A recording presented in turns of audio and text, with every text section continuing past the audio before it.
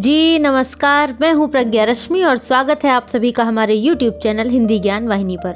मुंशी प्रेमचंद्र की कहानियों की श्रृंखला में आज हम लेकर के आए हैं एक ऐसी कहानी जो रिश्तों में संवेदनाओं के साथ मानवीय मूल्यों को भी स्थापित करने में पूर्णतया सक्षम है, और वह कहानी है अनाथ लड़की।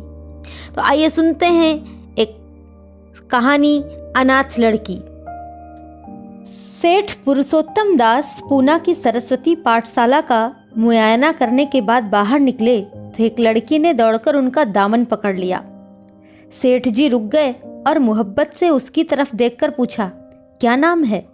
लड़की ने जवाब दिया, रोहिणी।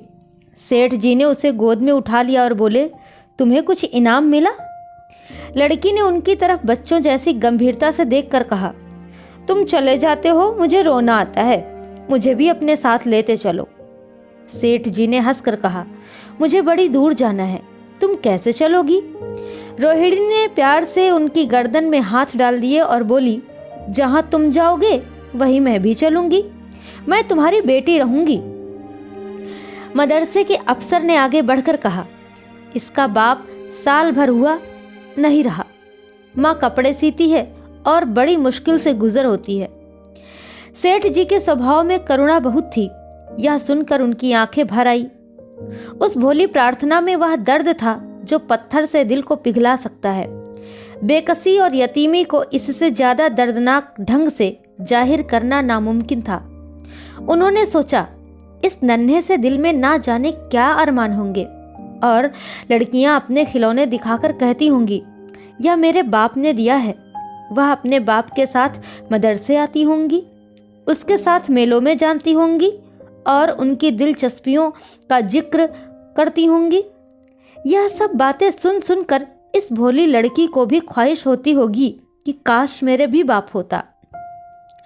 माँ की मोहब्बत में गहराई और आत्मिकता होती है जिसे बच्चे समझ नहीं सकते। बाप की मोहब्बत में खुशी और चाव होता है जिसे बच्चे खूब समझते हैं। सेठ जी ने रोहिणी को प्यार से गले लगा लिया और बोले, अच्छा, अब मैं तुम्हें अपनी बेटी बनाऊंगा, लेकिन खूब जी लगाकर पढ़ना।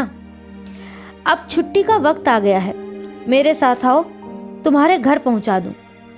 यह कहकर उन्होंने रोहिणी को अपनी मोटर कार में बिठा लिया। रोहिणी ने बड़े इत्मीनान और गर्व से अपनी सहेलियों की तरफ देखा। उसकी बड़ी बड़ी आंखें खुशी से चमक रही थीं और चेहरा चांदनी रात की तरह खिला हुआ था। सेठ ने रोहिणी को बाजार की खूब सैर कराई और कुछ उसकी पसंद से, कुछ अपनी पसंद से बहुत सी चीजें खरीदी। यहाँ तक कि रोहिणी बातें करते करते कुछ थक सी गई और खामोश हो गई। उसने इतनी चीजें देखी और इतनी बातें सुनी कि उसका जी भर गया। शाम होते होते रोहिणी के घर पहुंचे और मोटर कार से उतरकर रोहिणी को अब कुछ आराम मिला। दरवाजा बंद था। उसकी माँ किसी ग्राहक के घर कपड़े देने गई थी। रोहिणी ने अपने तोहफों को उलटना पलटना शुरू किया। खूबसूरत रबड़ के खिलौने, चीनी की गुड़िया जरा दबाने से चूं चूं करने लगती और रोहिणी यह प्यारा संगीत सुनकर फूल ही न समाती थी। रेशमी कपड़े और रंग बिरंगी साड़ियों की कई बंडल थे, लेकिन मखमली बूटे की गुलकारियों ने उसे खूब लुभाया था। उसे उन चीजों के पाने की जितनी खुशी थी, उससे ज्यादा उन्हें अपनी सहेलियों को दिखाने की बेचैनी थी। सुंदरी के जूते अच्छे सही, लेकिन उनमें ऐसे फूल कहाँ हैं? ऐसी गुड़िया उसने कभी देखी भी ना होगी। इन ख्यालों से उसके दिल में उमंग भर आई और वह अपनी मोहिनी आवाज में एक गीत गाने लगी। सेठ जी दरवाजे पर खड़े इन पवित्र दृश्य का हार्दिक आनंद उठा रहे थे। इतने में रोहिणी की माँ रुक्मिणी कपड़ों की एक पोटली लिए हुए आती दिखाई दी। रोहिणी ने खुशी से पागल होकर एक छलांग भरी और उसके पैरों से लिपट गई। रुक्मिणी का चेहरा पीला था, आंखों में हसरत और बेकसी छिपी हुई थी। गुप्त चिंता का सजीव चित्र मालूम होती थी, जिसके लिए जिंदगी में कोई सहारा नहीं। मगर रोहिणी को जब उसने गोद में उठाकर प्यार से चूमा तो जरा देर के लिए उसकी आंखों में उम्मीद और जिंदगी की झलक दिखाई दी। मुरझाया हुआ फूल खिल गया। बोली, आज तो इतनी देर तक कहाँ रही? मैं तुझे ढूंढने पाठशाला गई थी। रोहिणी ने ठुमक कर कहा, मैं मोटर कार पर बैठकर बाजार गई थी और वहां से बहुत अच्छी अच्छी चीजें लाई हूं। वह देखो कौन खड़ा है। माँ ने सेठ जी की तरफ ताका और लजाकर सिर झुका लिया। बरामदे में पहुंचते ही रोहिणी माँ की गोद से उतरकर सेठ जी के पास गई और अपनी माँ को यकीन दिलाने के लिए भोलेपन से बोली, क्यों, तुम मेरे बाप हो ना? सेठ जी ने उसे प्यार करके कहा, हाँ, तुम मेरी प्यारी सी बेटी हो। रोहिणी ने उनसे मुंह की तरफ याचना भरी आंखों से देखकर कहा, अब तुम रोज यही रहा करोगे? सेठ जी ने उसके बाल सुलझाकर जवाब दिया, मैं यहाँ रहूंगा तो काम कौन करेगा? मैं कभी कभी तुम्हें देखने आया करूंगा, लेकिन वहां से तुम्हारे लिए अच्छी अच्छी चीजें भेजूंगा। यह सुनकर रोहिणी कुछ उदास सी हो गई। इतने में उसकी माँ ने मकान का दरवाजा खोला और बड़ी फुर्ती से मैले बिछावन और फटे हुए कपड़े समेटकर कोने में डाल दिए कि कहीं सेठ जी की निगाह उन पर ना पड़ जाए। यह स्वाभिमान स्त्रियों की खास अपनी चीज है। रुक्मिणी अब इस सोच में पड़ी थी कि मैं इनकी क्या खातिर तवाज़ो करूं। उसने सेठ जी का नाम सुना था। उसका पति हमेशा इनकी बड़ाई किया करता था। वह उनकी दया और उदारता की चर्चाएं अनेकों बार सुन चुकी थी। वह उन्हें अपने मन का देवता समझा करती थी। उसे क्या उम्मीद थी कि कभी उसका घर भी उनके कदमों से रोशन होगा। लेकिन आज जब वह शुभ दिन संयोग से आया तो वह इस काबिल भी नहीं कि उन्हें बैठने के लिए एक मोढ़ा दे सके। घर में पान और इलायची भी नहीं।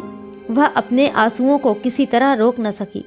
आखिर जब अंधेरा हो गया और पास के ठाकुर द्वारे से घंटों और नगाड़ों की आवाजें आने लगी तो उन्होंने जरा ऊंची आवाज में कहा, बाई जी, अब मैं जाता हूँ। मुझे अभी यहाँ बहुत काम करना है। मेरी रोहिणी को कोई तकलीफ ना हो। मुझे जब मौका मिलेगा उसे देखने आऊँगा। उसके पालने पोसने का काम मेरा है और मैं उसे बहुत खुशी से पूरा करूँगा। उसके लिए अब तुम कोई फिक्र मत करो। मैंने उसका वजीफा बांध दिया है और यह उसकी पहली किस्त है। यह कहकर उन्होंने अपना खूबसूरत बटुआ निकाला और रुक्मिणी के सामने रख दिया। गरीब औरत की आंखों में आंसू जारी थे। उसका जी बरबस चाहता था कि उसके पैरों को पकड़कर खूब रोए। आज बहुत दिनों के बाद एक सच्चे हमदर्द की आवाज उसके मन में आई थी। जब सेठ जी चले तो उसने दोनों हाथों से प्रणाम किया। उसके हृदय की गहराइयों से प्रार्थना निकली, आपने एक बेबस पर दया की है, ईश्वर आपको इसका बदला दे। दूसरे दिन रोहिणी पाठशाला गई तो उसकी बाकी सज धज आंखों में खूब जाती थी। उस्तानियों ने उसे बारी बारी प्यार किया और उसकी सहेलियां उसकी एक एक चीज को आश्चर्य से देखती और ललचाती थी। अच्छे कपड़ों से कुछ स्वाभिमान का अनुभव होता है। आज रोहिणी वह गरीब लड़की ना रही जो दूसरों की तरफ विवश नेत्रों से देखा करती थी। आज उसकी एक एक क्रिया से शैशवोचित गर्व और चंचलता टपकती थी और उसकी जबान एक दम के लिए भी न रुकती थी। कभी मोटर की तेजी का जिक्र था, कभी बाजार की दिलचस्पियों का बयान, कभी अपनी गुड़ियों के कुशल मंगल की चर्चा थी और कभी अपने बाप की मोहब्बत की दास्तान। दिल था कि उमंगों से भरा हुआ था। 1 महीने बाद सेठ पुरुषोत्तम दास ने रोहिणी के लिए फिर तोहफे और रुपए रवाना किए। बेचारी विधवा को उनकी कृपा से जीविका की चिंता से छुट्टी मिली। वह भी रोहिणी के साथ पाठशाला आती और दोनों माँ बेटियां एक ही दर्जे के साथ साथ पढ़ती। लेकिन रोहिणी का नंबर हमेशा माँ से अव्वल रहा। सेठ जी जब पूना की तरफ से निकलते तो रोहिणी को देखने जरूर आते और उनका आगमन उसकी प्रसन्नता और मनोरंजन के लिए महीनों का सामान इकट्ठा कर देता। इसी तरह कई साल गुजर गए और रोहिणी ने जवानी के सुहाने हरे भरे मैदान में पैर रखा, जबकि बचपन की भोली भाली अदाओं में एक खास मतलब और इरादों का दखल हो जाता है। रोहिणी अब आंतरिक और बाह्य सौंदर्य में अपनी पाठशाला की नाक थी। हाव भाव में आकर्षक गंभीरता, बातों में गीत का सा खिंचाव और गीत का सा आत्मिक रस था। कपड़ों में रंगीन सादगी, आंखों में लाज संकोच, विचारों में पवित्रता। जवानी थी मगर घमंड और बनावट और चंचलता से मुक्त। उसमें एकाग्रता थी, ऊंचे इरादों से पैदा होती है। स्त्रियोचित उत्कर्ष की मंजिलें वह धीरे धीरे तय करती चली आती थी। सेठ जी के बड़े बेटे नरोत्तम दास कई साल तक अमेरिका और जर्मनी की यूनिवर्सिटियों की खाक छानने के बाद इंजीनियरिंग विभाग में कमाल हासिल करके वापस आए थे। अमेरिका के सबसे प्रतिष्ठित कॉलेज में उन्होंने सम्मान का पद प्राप्त किया था। अमेरिका के अखबार एक हिंदुस्तानी नौजवान की इस शानदार कामयाबी पर चकित थे। उन्हीं का स्वागत करने के लिए बंबई में एक बड़ा जलसा किया गया था। इस उत्सव में शरीक होने के लिए लोग दूर दूर से आए थे। सरस्वती पाठशाला को भी निमंत्रण मिला और रोहिणी को सेठानी जी ने विशेष रूप से आमंत्रित किया। पाठशाला में हफ्तों तैयारियां हुई। रोहिणी को एकदम के लिए भी चैन न था। ये पहला मौका था कि उसने अपने लिए बहुत अच्छे अच्छे कपड़े बनवाए। रंगों के चुनाव में वह मिठास थी, काट छांट में वह फबन जिससे उसकी सुंदरता चमक उठी। सेठानी कौशल्या देवी उसे लेने के लिए रेलवे स्टेशन पर मौजूद थी। रोहिणी गाड़ी से उतरते ही उनके पैरों की तरफ झुकी, लेकिन उन्होंने उसे छाती से लगा लिया और इस तरह प्यार किया कि जैसे वह उनकी बेटी है। वह उसे बार बार देखती थी और आंखों से गर्व और प्रेम टपक पड़ता था। इस जलसे के लिए ठीक समुद्र के किनारे एक हरे भरे सुहाने मैदान में एक लंबा चौड़ा शामियाना लगाया गया था। एक तरफ आदमियों का समुद्र उमड़ा हुआ था, दूसरी तरफ समुद्र की लहरें उमड़ रही थी। गोया वह भी इसी खुशी में शरीक थी। जब उपस्थित लोगों ने रोहिणी बाई के आने की खबर सुनी तो हजारों आदमी उसे देखने के लिए खड़े हो गए। यही तो वह लड़की है जिसने अब की शास्त्री की परीक्षा पास की है। जरा उसके दर्शन करने चाहिए। अब भी इस देश में स्त्रियों में ऐसे रत्न मौजूद हैं। भोले भाले देश प्रेमियों में इस तरह की बातें होने लगी। शहर की कई प्रतिष्ठित महिलाओं ने आकर रोहिणी को गले लगाया और आपस में उसके सौंदर्य और उसके कपड़ों की चर्चा होने लगी। आखिर मिस्टर पुरुषोत्तम दास तशरीफ लाए। हालांकि वह बड़ा शिष्ट और गंभीर उत्सव था, लेकिन उस वक्त दर्शन की उत्कंठा पागलपन की हद तक जा पहुंची थी। एक भगदड़ सी मच गई। कुर्सियों की कतारें गड़बड़ हो गईं। कोई कुर्सी पर खड़ा हुआ, कोई उसके हाथों पर। कुछ मनचले लोगों ने शामियाने की रस्सियां पकड़ी और उन पर जा लटके। कई मिनट तक यही तूफान मचा रहा। कहीं कुर्सियां टूटी, कहीं कुर्सियां उलटी। कोई किसी के ऊपर गिरा, कोई नीचे। ज्यादा तेज लोगों में धौल धप्पा होने लगा। तब बीन की सुहानी आवाजें आने लगी। रोहिणी ने अपनी मंडली के साथ देश प्रेम में डूबा हुआ गीत शुरू किया। सारे उपस्थित लोग बिल्कुल शांत थे और उस समय वह सुरीला राग, उसकी कोमलता और स्वच्छता, उसकी प्रभावशाली मधुरता, उसकी उत्साह भरी वाणी दिलों पर वह नशा सा पैदा कर रही थी जिससे प्रेम की लहरें उठती हैं, जो दिल से बुराइयों को मिटाता है और उससे जिंदगी की हमेशा याद रहने वाली यादगारें पैदा हो जाती हैं। गीत बंद होने पर तारीफ की एक नई आवाज न आई। वहीं ताने कानों में अब तक गूंज रही थी। गाने के बाद विभिन्न संस्थानों की तरफ से अभिनंदन पेश हुए और तब नरोत्तम दास लोगों का धन्यवाद देने के लिए खड़े हुए, लेकिन उनके भाषण से लोगों को थोड़ी निराशा हुई।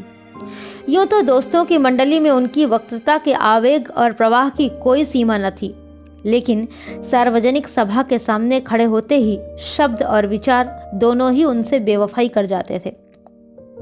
उन्होंने बड़ी बड़ी मुश्किल से धन्यवाद के कुछ शब्द कहे और तब अपनी योग्यता की लज्जित स्वीकृति के साथ अपनी जगह पर आ बैठे। कितने ही लोग उनकी योग्यता पर ज्ञानियों की तरह सिर हिलाने लगे। अब जलसा खत्म होने का वक्त आया। वह रेशमी हार जो सरस्वती पाठशाला की ओर से भेजा गया था, मेज पर रखा हुआ था। उसे हीरो के गले में डाले कौन? प्रेसिडेंट ने महिलाओं की पंक्ति की ओर नजर दौड़ाई। चुनने वाली आंख रोहिणी पर पड़ी और ठहर गई। उसकी छाती धड़कने लगी, लेकिन उत्सव के सभापति के आदेश का पालन आवश्यक था। वह सर झुकाए हुए मेज के पास आई और कांपते हाथों से हार को उठा लिया। एक क्षण के लिए दोनों की आंखें मिली और रोहिणी ने नरोत्तम दास के गले में हार डाल दिया। दूसरे दिन सरस्वती पाठशाला के मेहमान विदा हुए, लेकिन कौशल्या देवी ने रोहिणी को न जाने दिया। बोली, अभी तुम्हें देखने से जी नहीं भरा। तुम्हें यहाँ एक हफ्ता रहना होगा। आखिर मैं भी तो तुम्हारी माँ हूँ। एक माँ से इतना प्यार और दूसरी माँ से इतना अलगाव। इस बात का रोहिणी कुछ भी जवाब न दे सकी। यह सारा हफ्ता कौशल्या देवी ने उसकी विदाई की तैयारियों में खर्च किया। 7वें दिन उसे विदा करने के लिए स्टेशन तक आई। चलते वक्त उससे गले मिली और बहुत कोशिश करने पर भी आंसुओं को न रोक सकी। नरोत्तम दास भी आए थे। उनका चेहरा उदास था। कौशल्या ने उनकी तरफ सहानुभूतिपूर्ण आंखों से देखकर कहा, मुझे यह तो ख्याल ही न रहा। रोहिणी क्या यहाँ से पूना तक अकेली जाएगी? क्या हर्ज है, तुम ही चले जाओ, शाम की गाड़ी से लौट आना। यह सुनकर नरोत्तम दास के चेहरे पर खुशी की लहर दौड़ आई, जो इन शब्दों में ना छिप सकी। अच्छा, मैं ही चला जाऊंगा। वह इस फिक्र में थे कि देखें विदाई की बातचीत का मौका मिलता भी है या नहीं। अब वह खूब जी भर कर अपना दर्द दिल सुनाएंगे और मुमकिन हुआ तो उस लाज संकोच को जो उदासीनता के पर्दे में छिपी हुई है मिटा भी देंगे। रुक्मिणी को अब रोहिणी की शादी की फिक्र पैदा हुई। पड़ोस की औरतों में इसकी चर्चा होने लगी थी। लड़की इतनी सयानी हो गई है, अब क्या बुढ़ापे में ब्याह होगा? कई जगह से बात आई। उनमें कुछ बड़े प्रतिष्ठित घराने थे, लेकिन जब रुक्मिणी उन पैमानों को सेठ जी के पास भेजती तो वे यही जवाब देते कि मैं खुद फिक्र में हूँ। रुक्मिणी को उनकी यह टाल मटोल बुरी मालूम होती थी। रोहिणी को बंबई से लौटे महीना भर हो चुका था। एक दिन वह पाठशाला से लौटी तो उसे अम्मा की चारपाई पर एक खत पड़ा हुआ मिला। रोहिणी पढ़ने लगी। लिखा था, बहन, जब से मैंने तुम्हारी लड़की को बंबई में देखा है मैं उस पर रीझ गई हूँ। अब उसके बगैर मुझे चैन नहीं है। क्या मेरा ऐसा भाग्य होगा कि वह मेरी बहू बन सके?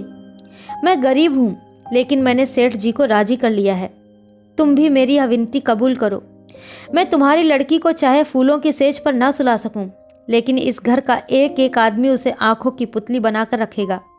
अब रहा लड़का। माँ के मुंह से लड़के का बखान कुछ अच्छा नहीं मालूम होता, लेकिन यह कह सकती हूँ कि परमात्मा ने यह जोड़ी अपने हाथों ही बनाई है। सूरत में, स्वभाव में, विद्या में, हर दृष्टि से वह रोहिणी के योग्य है। तुम जैसे चाहे अपना इत्मीनान कर सकती हो। जवाब जल्द देना, और ज्यादा क्या लिखूं? नीचे थोड़े से शब्दों में सेठ जी ने उस पैगाम की सिफारिश की थी। रोहिणी गालों पर हाथ रखकर सोचने लगी।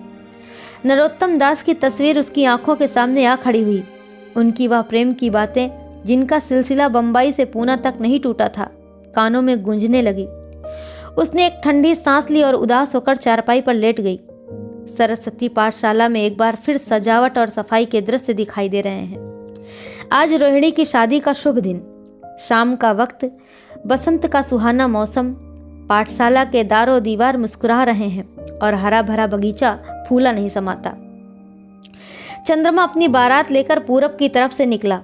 उसी वक्त मंगलाचरण का सुहाना राग उस रुपहली चांदनी और हल्के हल्के हवा के झोंकों में लहरें मारने लगा। दूल्हा आया। उसे देखते ही लोग हैरत में आ गए। यह नरोत्तम दास थे। दूल्हा मंडप के नीचे गया। रोहिणी की मां अपने को न रोक सकी। उसी वक्त जाकर सेठ जी के पैर पर गिर पड़ी। रोहिणी की आंखों से प्रेम और आनंद के आंसू बहने लगे। मंडप के नीचे हवन कुंड बना हुआ था। हवन शुरू हुआ। खुशबू की लपटें हवा में उठी और सारा मैदान महक गया।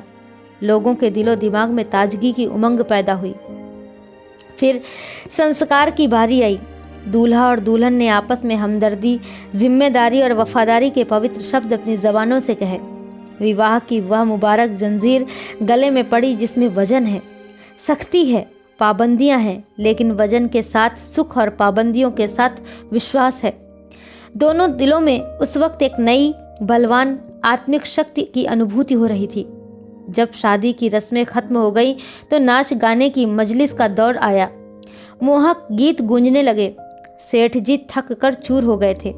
जरा दम लेने के लिए बगीचे में जाकर एक बेंच पर बैठ गए। ठंडी ठंडी हवा आ रही थी। एक नशा सा पैदा करने वाली शांति चारों तरफ छाई हुई थी। उसी वक्त रोहिणी उनके पास आई और उनके पैरों से लिपट गई। सेठ जी ने उसे उठाकर गले से लगा लिया और हंसकर बोले, क्यों, अब तो तुम मेरी अपनी बेटी हो गई ना। और यह कहानी यहीं पर समाप्त होती है। आशा करते हैं कि यह संवेदना से पूर्ण कहानी आपको जरूर अच्छी लगी होगी। ऐसी ही बेहतरीन कहानियों को सुनने के लिए आप हमारे चैनल के साथ जुड़े रहिए। अभी तक आपने हमारे चैनल को सब्सक्राइब नहीं किया है तो कृपया हमारे चैनल को लाइक, शेयर और सब्सक्राइब जरूर कर लें। बेल आइकन को प्रेस करना बिल्कुल ना भूलें, जिससे कि आपको सबसे पहले कहानियाँ मिल सकें। बहुत बहुत धन्यवाद। नमस्कार।